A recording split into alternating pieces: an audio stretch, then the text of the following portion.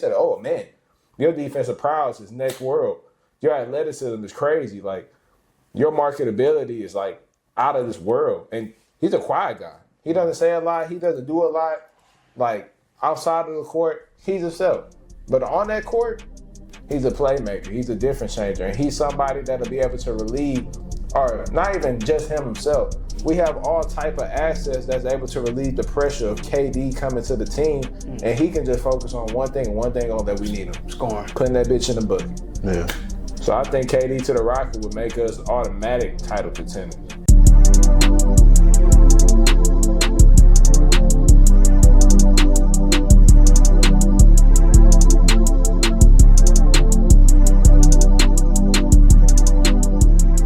We see that KD will most likely be leaving the Phoenix Suns.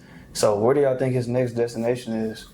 I got two, but I'm gonna say one. I'm gonna see if one of y'all say the second one. Okay, I have two trade destinations, but I'll say the first one, and then I'll see if y'all say mine. If y'all don't, I'll say it later. But my first one is obviously my Houston Rockets. I think the Rockets, KD would be low-key a missing piece, especially with another year of Man Thompson development, Sagoon development, Jalen Green ascending into. This year Jalen Green has proven to me that he done moved past the Jordan Poole role, and he kind of growing towards the Devin Booker-ish role. Like, He looks or not role, the arc.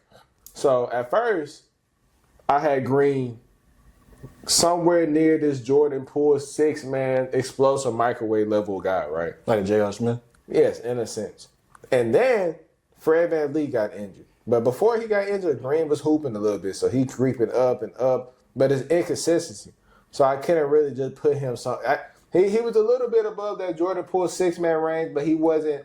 I wasn't giving him too much credit because I know I'm like Jalen Green had these stretches every season where he just goes absolutely bonkers. He goes bonkers in games. Right. And he went crazy this game against Minnesota, this past game against Minnesota. Exactly. Won me some money. But Jalen Green is a hot and cold type of guy.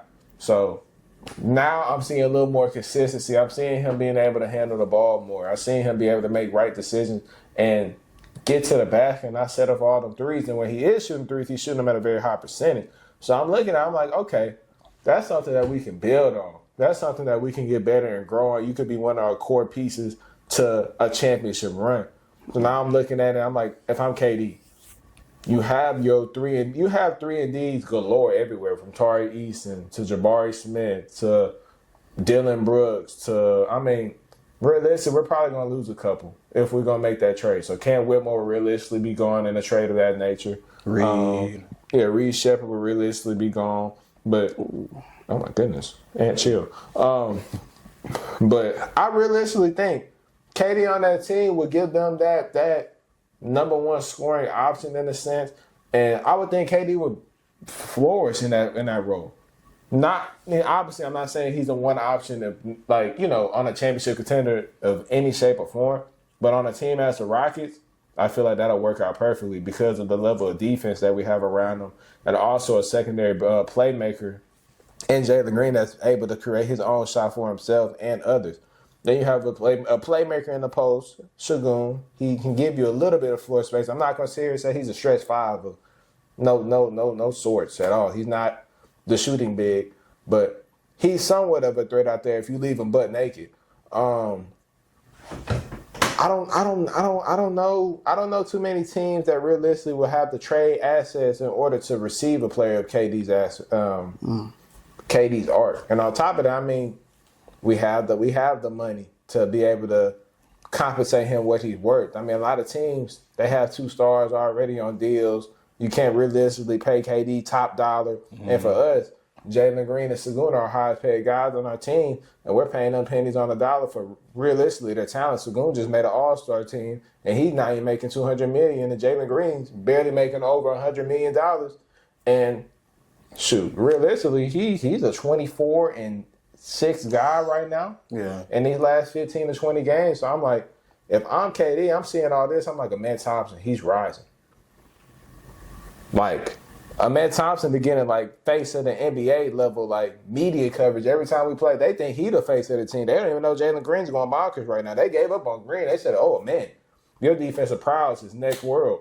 your athleticism is crazy. Like, your marketability is, like, out of this world. And he's a quiet guy. He doesn't say a lot. He doesn't do a lot. Like, outside of the court, he's himself. But on that court, he's a playmaker. He's a difference changer. And he's somebody that'll be able to relieve, or not even just himself. We have all type of assets that's able to relieve the pressure of KD coming to the team. And he can just focus on one thing on that we need him. Scoring. Putting that bitch in the bucket. Yeah. So I think KD to the Rocket would make us automatic title contenders. Pause. Are you subscribed to Check the Set podcast, man? While we on this pause, you make sure you go on that YouTube link and you subscribe to Check the Set podcast, or you're going to make my boy Omari sad, man. I'm going to do something crazy. That was a good ass take, T. I ain't gonna lie. I can't really think of too many teams that will, like, from a realistic standpoint and just from a financial standpoint, acquire KD services. But I'm thinking of 2 teams off the rip, just off the top of my head, because I haven't given this too much thought, I'm gonna be honest. How do you feel about going to Florida? Miami? Them or Orlando? Mm-hmm. First off, Orlando wouldn't be able to afford him. Paulo finna break the bank. And KD not finna carry. Yeah, that's the thing. Paulo been carrying them, honestly. That's the thing, but I'm looking at... That's a young, talented squad. But I'm looking at Orlando from the standpoint of, like, you got a budding star in Paulo, and outside of him, you don't have too much offensively. So in terms of need, they need an offensive playmaker. They need an offensive guy that's going to come out there and get you buckets. And while Paulo is a great piece to have, if they're looking to take a next step, they got to get some of offensive production. Like we seen the lackluster play on the postseason last year, and it seems like that hasn't really changed much. I'm just going off of teams that could realistically utilize them in their services. Mm-hmm. They probably can't afford them, like y'all said, but in terms of what KD can bring, he's an asset to Orlando, and it's not even close. Mm-hmm. As far as Miami, it's tough, man. I feel like it'll be hard to replace a disgruntled star with another disgruntled star. But when it comes to what Miami is capable of doing, I mean, they got pieces. It's Miami. I mean, like, you got the limelight of everything like that. They're in a situation where they have 2 budding stars in their own right. Bam. Jesus. Bam is a great center in his own right. I think we can all agree at worst case, he's one of the best centers in the league. Tyler Hero, he's ascended in his own right as well. I think he could provide, he's an upgrade over Jimmy Butler if they were to make that acquisition in a free agency next season. I think with Miami, they have a chance to, really take one swing for a potential title run again. The fact that they was able to do it with that level of talent as the 8 seed and within the bubble with Jimmy Butler, it's like, well, if they're capable of doing this with him, then imagine doing this with a better version of him offensively. Essentially 7-foot demigod that could pull up from 35. Like, that'll be a great asset for Miami. And off the rip, those are the 2 teams that I could think of off the top of my head. I couldn't say that Miami, with the acquisition of KD, would be any type of title contenders. Tyler Hero, he would have to make a crazy ascension from this year to next year. I mean, Tyler Hero made the ascension, of course. He came from 6 man of the year guy. He was really good off that bench, and now he's a starting. He's a Verge all-star level caliber player. I'm not going to sit here and say he's the all-star player because he made it this year. I mean, injuries kind of played a factor into that, and I don't think Tyler Hero was realistic all-star in my eyes. But if he was to go to that team, it would have to be a Tyler Hero evolution. Like, his play would have to rise to a high enough level where I can realistically say that they're title contenders. Mm-hmm. Bam Adebayo is kind of who he is. I mean, we kind of been waiting for Bam for about 6 to 7 years. He is who he is. He's serviceable. A serviceable third option at best. He can't be your. He was your 2 in Miami, but obviously they didn't realistically have a chance when they went up against Denver. Realistically, so or LA. Yeah, so KD to the Heat would be a Tyler Hero ascension, and I like that one that you said with KD going to the Magic. They need offense. Like it's Paolo or bust with them. They need shooting. Damn. They have no shooting whatsoever. I mean, Franz isn't a really shooter, and Paolo damn sure ain't a shooter. KCP's inconsistent. Cole Anthony is a microwave. I mean, Jonathan Isaac. I mean, they have a lot of the same caliber players. Not enough offensive firepower and shooting for sure. So obviously, with him coming there, would be a major acquisition for them, and that'll boost them in the Eastern Conference by. I realistically say if they could get Paolo, Franz, and KD on the same team, that's the top 4 seed in the East. I wouldn't go far as saying they're 1, 2, or 3, but they're for sure in that mix in the top 4 spots, and they're making some noise for sure. Yeah, 2 budding stars and a generational talent. Who knows what the limit is on the Orlando Magic? Me, I've seen rumors about the Mavericks. I don't think that'd be a bad destination for him. I feel like that's a well-constructed team. I feel like adding him to that team would make them even better. And they're already a good team. We thought they would be bad without Luka. They're still moving on. They're still doing pretty damn good. But I feel like adding him to that team, that would create more scoring. I feel like Kyrie's been doing pretty well, and so has Max Christie. He's been hooping as well. But yeah, I feel like adding KD to that team, that would push them forward even more. And I feel like Nico Harrison, he's gonna capitalize on that. I feel like he'll probably pick up KD, You think so? possibly. My second team, y'all probably gonna be like, "Oh, this is crazy," but I'm just like throwing shit out there, honestly. I feel like it'd be cool to see him go back to the Thunder. That'd be fucking cool. I don't care. I was thinking that, but That'd be cool because real shit, like, yes, J-Dub is good, but I feel like Shea needs another option to help him. you don't think he got that in check? He do, but Chet, he kind of like injury prone, I ain't gonna lie. But like, it's really just Shea world out there, if I'm being honest. I think, Him going to the Thunder would completely deconstruct the Thunder. yeah, that's what I'm saying. Like, they got the assets to make that move, They do. but if I'm Sam Presti, am I gutting the whole team outside of Shea and J-Dub and potentially Chet just to get a True. guaranteed title run with KD? Yeah. Nah, I just think it'd be pretty cool if they were able with keeping like those guys that you just named. I feel like that'd be pretty damn cool. I think the question is, would OKC want him? Like, not even just the team, but like the fan base. Like, he did them so dirty. Damn. Like, is they gonna welcome him back with open arms again? I don't know. Shit, at the end of the day, it's about that front office, not the fan base. Wait, you seen how they treated James Harden? They wasn't willing to give a MVP $4 million extra.